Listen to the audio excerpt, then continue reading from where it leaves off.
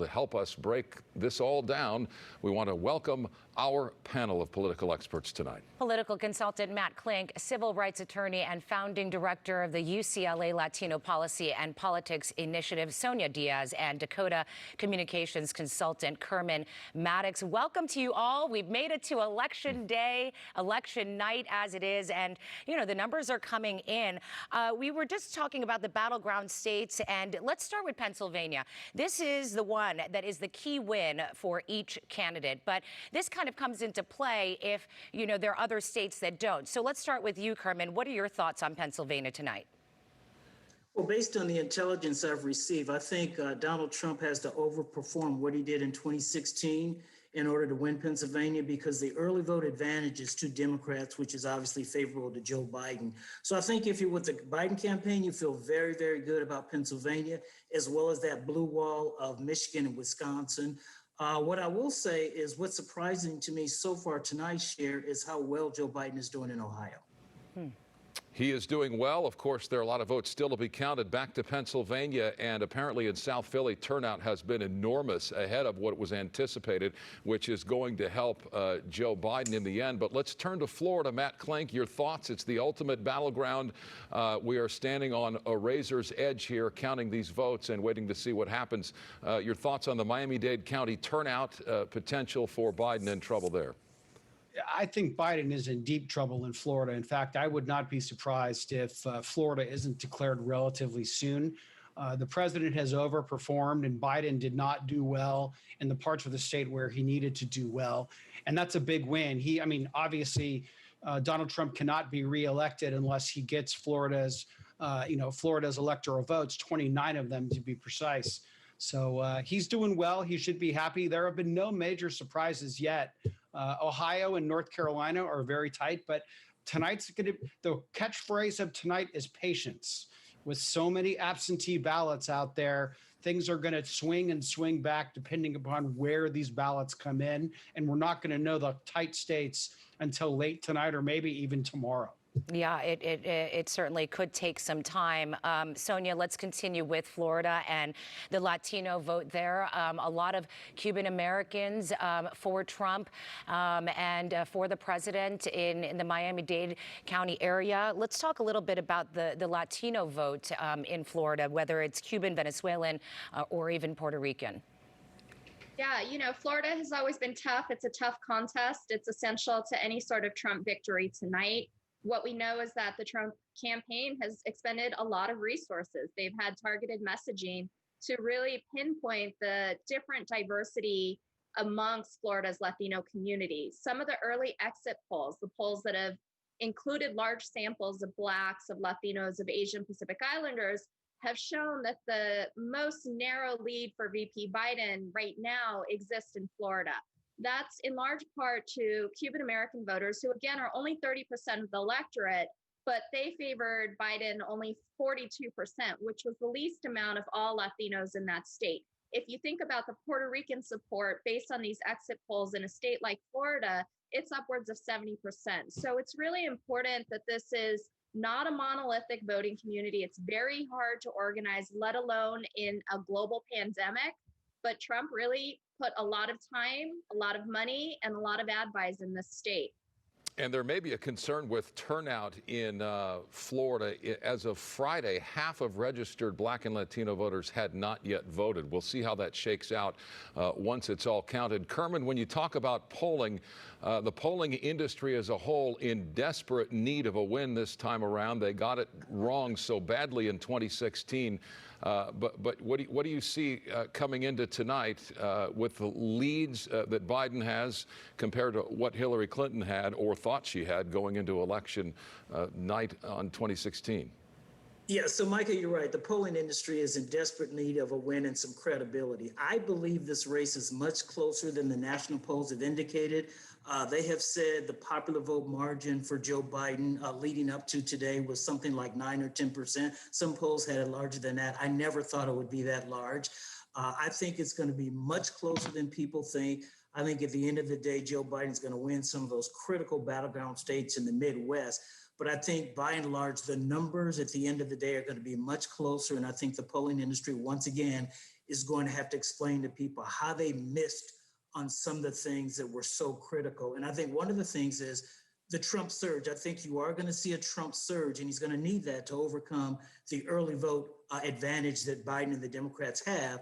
But I think polling folks right now, Micah, are very, very nervous because it's much closer than people thought it would be. All right, Kerman, Sonia, and Matt, we're going to check back with you a little bit later. They're going to be with us all throughout the night to give us their analysis as the numbers come in. And welcome back. To help us break it all down when it comes to the battleground states, we want to welcome back our panel. Political consultant Matt Klink, civil rights attorney and founding director of the UCLA Latino Policy and Politics Initiative, Sonia Diaz, and Dakota Communications consultant Kerman Maddox. Tracking the developments, Sonia, to you first, and the state of Ohio, where there is some concern for President Trump tonight.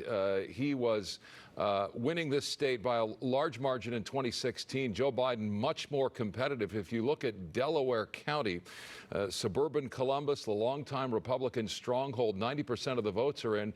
The president is winning by just 0.1% in that county, and there is concern among the Trump people that suburban women may be pushing this. Yeah, absolutely. Tonight is a question about the suburban women and their vote. Delaware County, as you mentioned, has not voted for a Democratic presidential candidate in almost a century. And what's encouraging tonight for VP Biden is that Ohio is going to make up for the loss of Florida.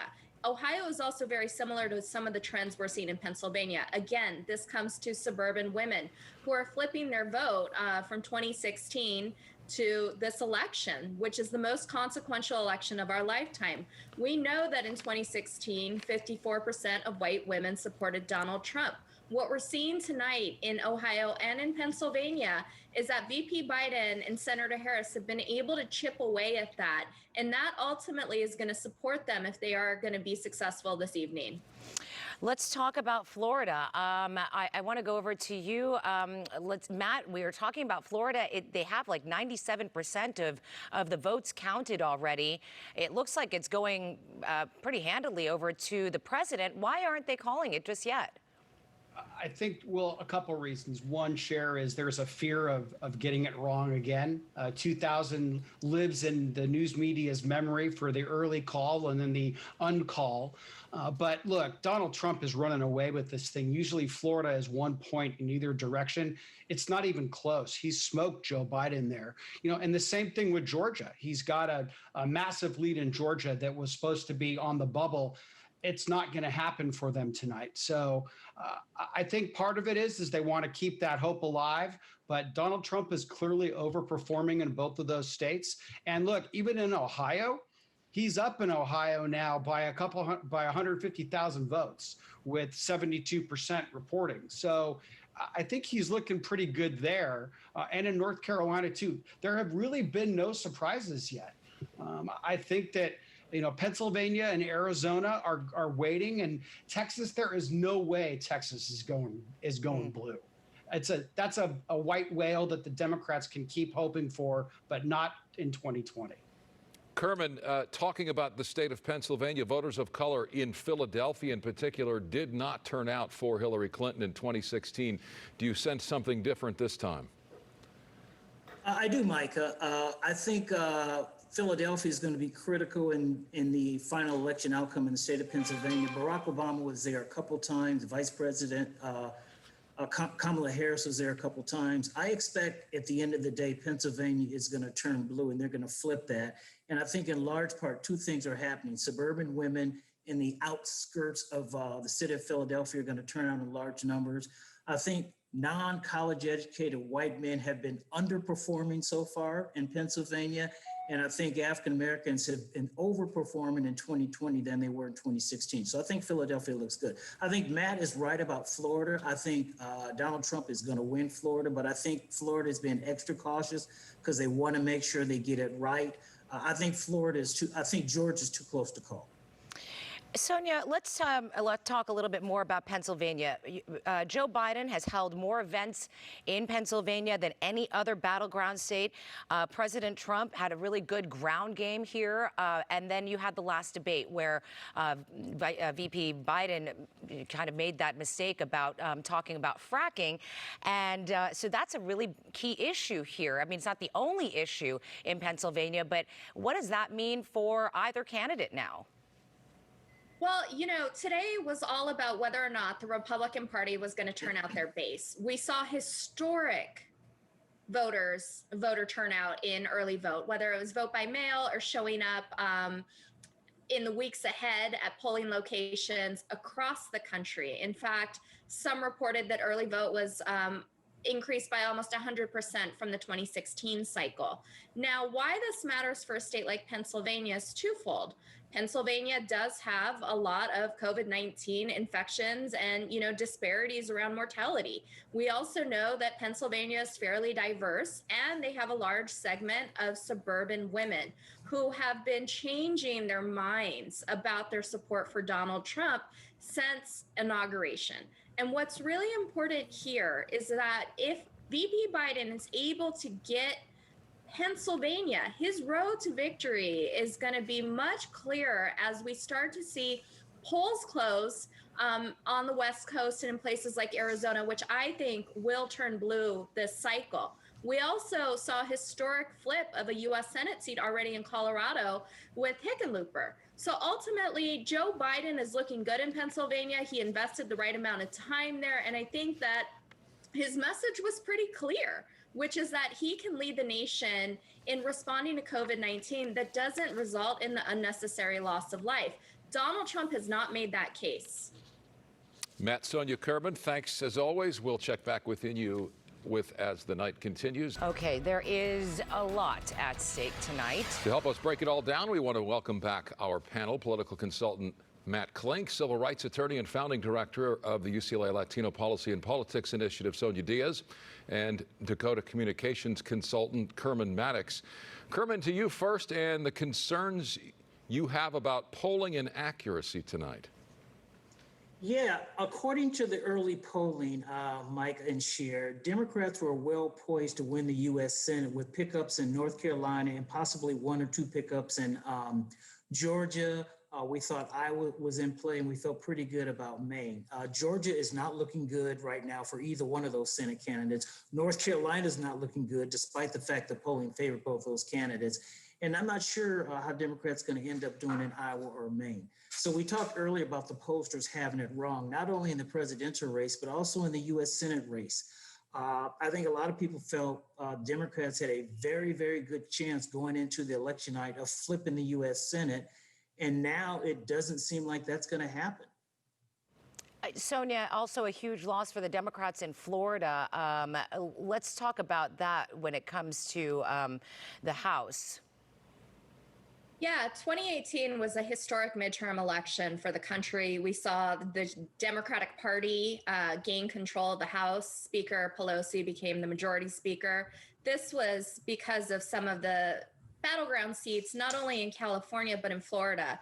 And tonight, because Florida has been successful for the Republican Party, two women of color who won in 2018 have now lost to their Republican counterparts. I also wanted to talk about Arizona, which I think is solidly going to be supporting VP Biden and Senator Harris. I want to make note two things about Arizona. First, voters who are over the age of 65 have shown a preference in the early exit polls for VP Biden. And then second, Arizona is a marquee battleground state because of the engagement and the activism on the part of Latino communities. Most of this dates back to SB 1070 and campaigns to get rid of Sheriff Joe Arpaio. I think Democrats in Arizona are now starting to see the power and the political mobilization of those movements, and it is definitely shifting to blue. We'll likely see a U.S. Senator, Mark Kelly, be sent out of the great state of Arizona, and he will join Senator Kristen Sinema, who got there in 2018. we'll also see some changes for the first time in almost 3 decades in either the Arizona State House or the state Senate. So I think that tonight is about Arizona. We likely will have more data in the next few hours. And keep in mind, the president won Arizona by less than 4 percentage points in 2016. Matt Klink still unsure as to why Florida has been called. What do you see trending across the country tonight? Look, Micah, you said it a couple times. I don't see a whole lot of surprises yet in really anything. This race really boils down to 2 states, to Arizona and Pennsylvania. We will not know who wins Pennsylvania tonight. The Pennsylvania Secretary of State has already said that. I think that Joe Biden is running strong, and that's largely because of growth around the Phoenix and the Tucson areas in Arizona. But what I'm really interested in is that Trump is, Minnesota was never really in play for Donald Trump. He's getting destroyed there. But the races are really close in Michigan and Ohio right now. And again, I think that, this is all like chess games at this point. And I think that if Trump could pull out a surprise victory in one of those states, it would lessen the blow of losing Arizona, which looks like it's going to happen. And I think he's got to be positive about Pennsylvania. The Pittsburgh Post-Gazette, which hadn't endorsed a Republican candidate since 1972, endorsed Donald Trump 2 days ago. And that was huge because that's one of the parts of the state that, ironically enough, they make a living on fracking. And when Joe Biden said that he wanted to get rid of the oil industry and then tried to back off of it, that was one of the defining moments of this campaign. And voters are going to vote their pocketbook. So I still hold out hope that Donald Trump wins Pennsylvania. But I think that Arizona, it looks like it's going to be a blue state this time. Yeah, that will be surprising. Pennsylvania, again, a huge fracking state, along with a lot of those in the Rust Belt, Ohio also being one of them. To our panel, Sonia, Matt, Kerman, we're going to take a quick break. Thank you so much for your insight. We're going to talk with them a little bit later throughout the evening. There certainly is a lot at stake tonight. To help us break it all down, we want to welcome back our panel. Political consultant Matt Klink, civil rights attorney and founding director of the UCLA Latino Policy and Politics Initiative, Sonia Diaz, and Dakota communications consultant Kerman Maddox. First to you, Matt Klink. The president's got to be feeling fairly confident about what he sees right now, with the exception of Arizona, things likely going the way they had hoped they would to this point in the night. Micah, I think that the president has to be happy that he still has a path to victory, albeit it is a fairly narrow one. Losing Arizona, which interestingly enough, the Associated Press has not called Arizona yet, but it really comes down to the states in the Midwest and Pennsylvania. It's going to come down to Wisconsin, Michigan, and Pennsylvania again. And really where it all boils down to ultimately is what votes and what counties have not turned in yet. So we know Wayne County, where Detroit is, Genesee County, where Flint is, Milwaukee in Wisconsin. Those are big cities that are going to be overwhelmingly for Joe Biden. Everything boils down at this point to what votes remain uncounted and how many ballots remain existing. So we're not going to know for a couple of days. And I'm already told that there are starts of rumblings of lawsuits in Pennsylvania, given that it's as tight as it is. That's something that we've been talking about as well and anticipating. They both lawyered up when it comes to Pennsylvania. Let's talk a little bit about that, Kerman, and what that means for this election. Well, I think the last thing the American public wants to see is this campaign caught up in litigation. I mean, we went through this with Bush Gore back in 2000. The good thing about today is you've seen an explosion of democracy. People are voting in record numbers. We should celebrate that. I think let all the votes be counted before we talk about litigation. The thing to remember is in that blue wall of Wisconsin, Michigan, and Pennsylvania, many of those early votes that were cast will not be counted until later. So I expect the numbers in those 3 states to change. The state that, if you're a Biden person, that you should be most concerned about right now is Pennsylvania, because the Biden campaign has reduced the Trump lead so they get into those early votes, which favor Biden and the Democrats. But I'd be very concerned about that. And let's just count all the ballots first before we start litigation and getting lawyered up. And Sonia, there is the potential for that blue shift. As Kermit is mentioning, Pennsylvania, Wisconsin are not allowed to process mail-in votes until Election Day. The state of Michigan is only allowed to begin the day before Election Day, and a vast majority of those mail-in ballots have yet to be counted. Yeah, the outcome of this election was essentially whether or not the Republican Party could galvanize their base to come out on Election Day. We saw the historical number of Americans come out for early vote. And we know that in this blue wall of sorts, those votes still have to be counted. And those states in particular are critical to a VP Biden victory. Now, what's important is to note that in both Ohio and in some of the precincts in Pennsylvania, Trump has been able to galvanize his base, and he's meeting his numbers from 2016 in key communities, and in some places even exceeding them. That should be something that should cause a lot of Democratic strategists a lot of pain and discomfort and anxiety tonight.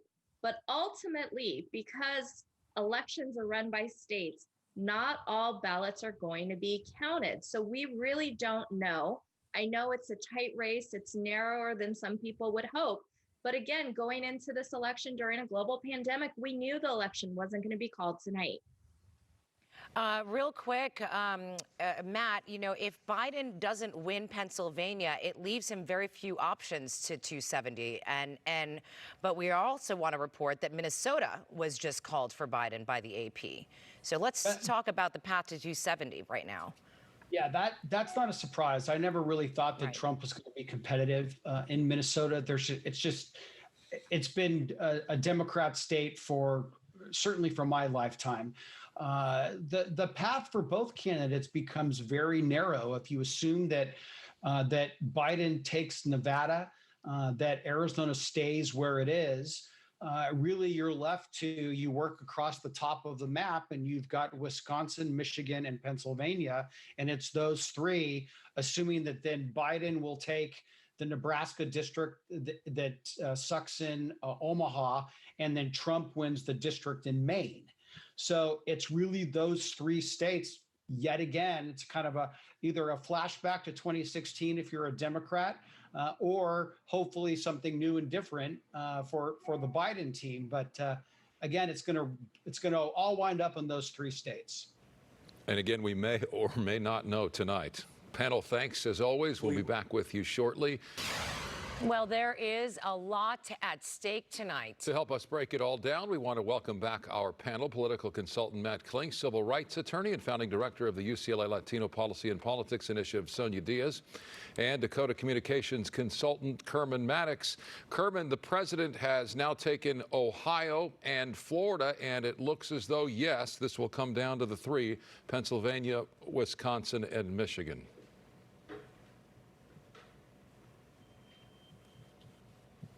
Kerman, we can't hear you. I assume you muted. Oh, I'm sorry. I'm sorry, muted. Micah. I'm sorry. One of the enduring Can you hear me lessons now? of the pandemic in 2020 is the mute button. Yeah, I'm sorry. I'm sorry. No, All you're good? fine. You're fine. You heard the question. Go ahead, Kerman. I heard the question. Yeah, I'm sorry. Yeah, so we've been talking about those battleground states in the upper Midwest for the duration of the campaign. It's Wisconsin, Michigan, Pennsylvania, over and over and over. If you're Joe Biden, based on the early lead you got in early votes, I think you feel good about Wisconsin. I think you feel good about Michigan. He even said that tonight. He did not say as much about Pennsylvania. I'm a little concerned about Pennsylvania because the Trump advantage is a little larger than it should be if you're a Democrat. So I'm a little concerned about that. However, if you're a Democrat, you should feel pretty good because Georgia is closer than a lot of people thought, and some of the major urban areas have not been included so far. So the watchword is be patient. We might know tomorrow. Frankly, we might not know until Thursday, but it's a lot closer than what everybody expected. All right. Well, let's talk about the three again: Michigan, Wisconsin, Pennsylvania. Let's talk about we haven't really mentioned COVID as much. This is a big part of this election, and how each campaign, went for voters. I mean, the Biden campaign did not have a ground game for a long time because of COVID, and then also the Trump campaign. They held a lot of rallies. Biden, Matt, was in Pennsylvania, that's the most visited state that he went to and campaigned there. But, talk about the difference between their styles of how they were trying to get the vote out and what that could mean in Pennsylvania ultimately. The COVID virus completely dominated everything about the Trump or the Biden campaign. Not only from the fact that he sequestered himself in his basement for months, but he really didn't stray beyond a tight little circle where he campaigned. And I think what we're seeing on election day right now is through the voting patterns is that some voters thought that it was the most important issue, but it wasn't overwhelmingly the most important issue, that pocketbook issues still reign supreme, and that some voters in places like Pennsylvania and Michigan and Wisconsin, they did have concerns about a Biden presidency, and they thought it was a choice. Again, Biden needed to make this a referendum against Donald Trump. And he was successful in some places. But apparently he didn't close the deal because there are a lot of votes in a very, very closely divided election where it was a choice between Donald Trump and Joe Biden and both of their visions for America's future. And right now, we're down to literally 3 states that are going to decide whose vision wins out. But it looks like, I will note, it looks like that the Republicans are going to hold the Senate. So it means that even if there is a President Biden, his ability to implement $4.3 trillion in taxes probably is not as great as it would be if the Democrats were to take the Senate. Sonia, if you're in the Biden camp tonight, are you concerned or are you optimistic, considering what you anticipated coming in versus what you see in the moment?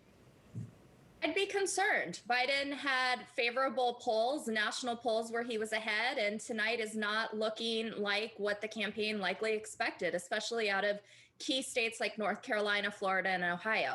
It's really going to come down to the blue wall. It also, if it's narrow, is going to come down to the House seat in Maine and the House seat in Nebraska. Now, ultimately, we haven't heard from Nevada yet. Nevada will likely go blue. They had a lot of engagement from both Senator Harris and VP Biden throughout the campaign. And Arizona is a huge win, huge upset. But again, Pennsylvania, where VP Biden was born, is really going to be a testament to how Americans are voting during a global pandemic when they've only had one COVID relief and recovery stimulus check. Many Americans have still cast a ballot in favor of Donald Trump this election. Okay, Matt, Sonia, and Kerman, thank you so much for your insight here on our special coverage of the election. There is certainly a lot at stake tonight. To help us break it all down, we want to welcome back our panel, political consultant Matt Klink and Dakota Communications consultant Kerman Maddox. Kerman, we heard from you last hour reacting to Joe Biden speaking tonight. Matt Klink, I want to give you an opportunity to jump in and tell us what you think about what you heard from Joe Biden. The vice president made some very safe remarks. He sounded optimistic to keep his people engaged, and he really didn't make any grand pronouncements. And if President Trump is smart, he'll do the same thing. There are a lot of votes to be counted in this election, enough to swing either for Trump or for Biden. And he would be advised to just give basically a holding statement at this point so that he's in tomorrow's news cycle and then wake up tomorrow and see where he stands. But unfortunately, that's not what the president is known for. And he will probably make some grand pronouncement that will likely generate some controversy. Yeah, it seems like he's already done that on Twitter, saying that Joe Biden is trying to steal the election. Kerman, your thoughts on that tweet? Yeah, it's pretty irresponsible, but not entirely surprising. I mean, it's been a pretty good night. People are voting in record numbers. The volunteers who are working at the polling locations are doing the best they can, counting ballots, trying to be as accurate as possible. I thought VP Biden's statement was the responsible thing to do. He wasn't overconfident, but he let his supporters know it's going to be a long night and be patient. I would have hoped Donald Trump would have taken the high road, but the fact that he said that something to the effect that they're trying to steal the election, we just don't need that right now because the nation is divided. People are full of anxiety. It's going to be a close election. Let all the people count the ballots. And at the end of the day, we'll find out either Donald Trump gets reelected or Joe Biden is elected. But we don't need any more division or anything like that. Matt, are you surprised that we're sitting where we are at 8 minutes past the 10 o'clock hour on election night? No, in fact, Micah, I'm really not. I've always thought that the election was going to be close. This country is divided. President Trump he's a love or hate president. There's no middle ground for him. And really, right now, the only difference between 2016 and right now is that Arizona appears to have gone for Joe Biden. Everything else has played out exactly the same way it did in 2016. And what's left with, the states in the upper Midwest, now they're saying that the ballots that remain to be counted in Georgia are along the coastal region and in the bigger cities. And that could bear favorably for Joe Biden. But really, the country is divided, and it was divided before Election Day. And irrespective of who wins, it will be divided after Election Day. And we're going to have divided government because it looks like, again, the Democrats will control the House and the Republicans will keep control of the Senate. When we talk about these three states that are in play, Michigan, Wisconsin, Pennsylvania, we're also talking about, fracking in Michigan and in Pennsylvania. And then when it comes to Wisconsin, you're looking at how it was a huge shift from blue to red, Kerman. So how do you predict what's going to happen with these three states? Well, again, if you look at the early vote share and you're looking at the election day numbers, I think if you're a Biden supporter, you feel pretty good about Wisconsin because it looks like that's going to swing your way. I think you feel pretty good about Michigan, although it's a little closer than expected. The state that I would be most concerned about would be Pennsylvania. I've said that before.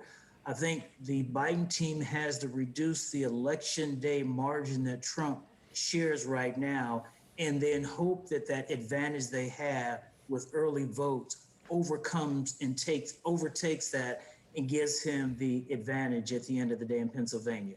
But again, I feel good about Wisconsin. I think Biden people feel good about Michigan.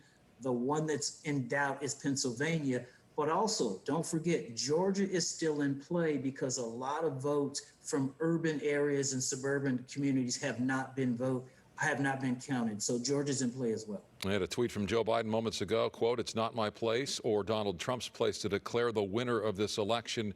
It's the voters' place." That from Joe Biden. Gentlemen, stand by. The conversation will continue. Certainly, as we've been saying, there is a lot at stake tonight. To help us break it all down, we want to welcome back our panel, political consultant Matt Klink, civil rights attorney and founding director of the UCLA Latino Policy and Politics Initiative, Sonia Diaz, and Dakota communications consultant Kerman Maddox. Sonia, to you first, the state of the race as it is tonight. We look at that electoral map and the blue wall is staring back at us. Yeah, it is razor thin. I think that we have to reassess, like we did in 2016, the efficacy of some of our public opinion pollsters in this country. We kept hearing over and over again how the polls were different because they did two things.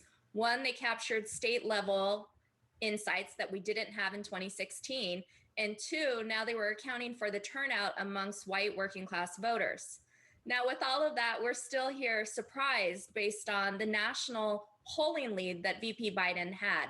Ultimately, his pathway to victory is going to have to be some of those states in the blue curtain. He admitted Pennsylvania is not looking good. I will note that in Georgia, the Dems have cut the number of votes in terms of Republican-Democrat lead.